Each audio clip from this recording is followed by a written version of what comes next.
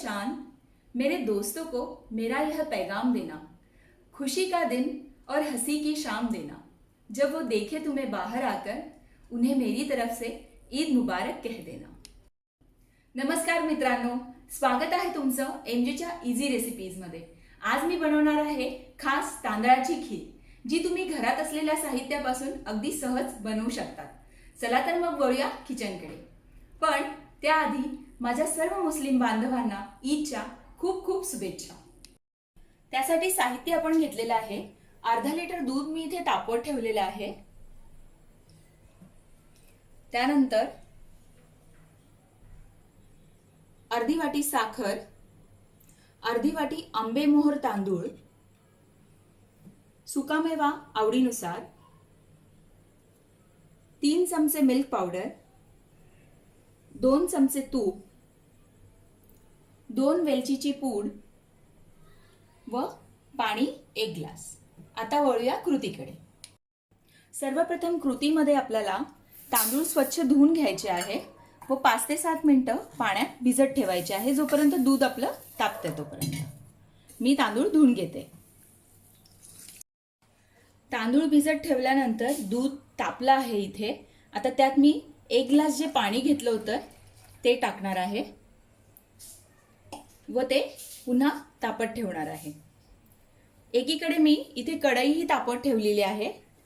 त्यात मी आता जे आपण 2 चमचे तूप घेतलं होतं ते टाकणार आहे व तांदूळ जो भिजत ठेवला होता आपण त्याच्यात तो फ्राय करून घेणार आहे। सिम गॅसवर आपल्याला 2 ते 3 मिनिटं तांदूळ छान फ्राय करून घ्यायचा आहे तुपात, जेणेकरून खूप छान सुगंध येतो व सुटसुटीत होतो तांदूळ। खिरीमध्ये असा चिपकत नाही, छान मोकळी होते खीर।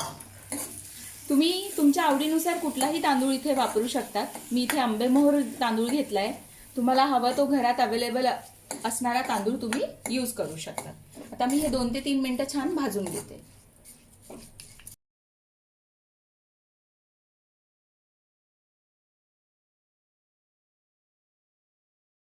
तुम्ही बघू शकता तांदूळ छान मी 2 ते 3 मिनिटं भाजून घेतला आहे तुपात। छान मोकळा असा झाला आहे तांदूळ।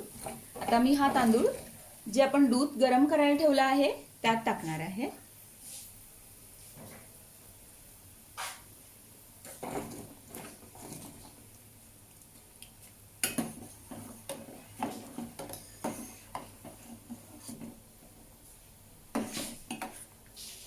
व आपण त्याला छान शिजून घेऊया। आता तांदूळ शिजायला साधारणतः 10 ते 12 मिनिटं लागतात। सिम गॅसवरच आपल्याला तांदूळ शिजवून घ्यायचा आहे दुधात। इथे मी कोमट पाणी घेतलेलं आहे, त्यात मी मिल्क पावडर मिक्स करणार आहे, जी आपण टाकणार आहोत हे दूध जे आपण उकळत ठेवलं आहे त्यात। तुमच्याकडे मिल्क पावडर नसेल तर तुम्ही नाही यूज केली तरीही चालणार आहे। पाण्याच्या ऐवजी पूर्ण तुम्ही 1 लिटर दूध घेतलं तरीही चालणार आहे। अवेलेबल पदार्थांमध्येच ही खीर बनते व चवीला पण खूप सुंदर लागते। यात आता आपण मिल्क पावडर टाकलेली आहे। त्याचबरोबर आपण टाकणार आहोत साखरही। साखर टाकताना गॅस सिम ठेवायचा व चमचा ढवळत राहायचा, जेणेकरून दूध वर उफाळून येत नाही व हळूहळू साखर टाकायची।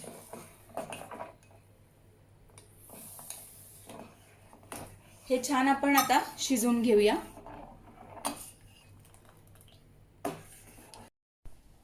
तांदूळ छान 11 ते 12 मिनिटं आपण दुधात उकळून घेतल्यानंतर त्यावर छान तुपाचा तवंग दिसतोय तुम्हाला। आता आपण त्यात टाकूया वेलची पूड व जो सुकामेवा आपण घेतला होता तो। ही खीर जशी जशी थंड होत जाते ना तशी तशी ती अजून घट्ट होत जाते। तुम्ही बघू शकता छान घट्टपणा आलाय खीरला। आता मी गॅस बंद करणार आहे 1 मिनिटानंतर आणि सर्व करून घेणार आहे खीर आपली।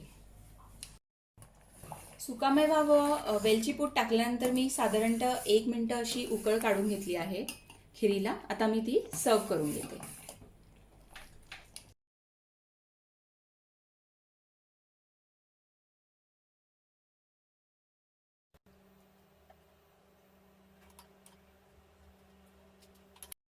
खिरीचा सुगंध अतिशय सुंदर येतो आहे आणि दिसायलाही खीर एकदम छान दिसतेय.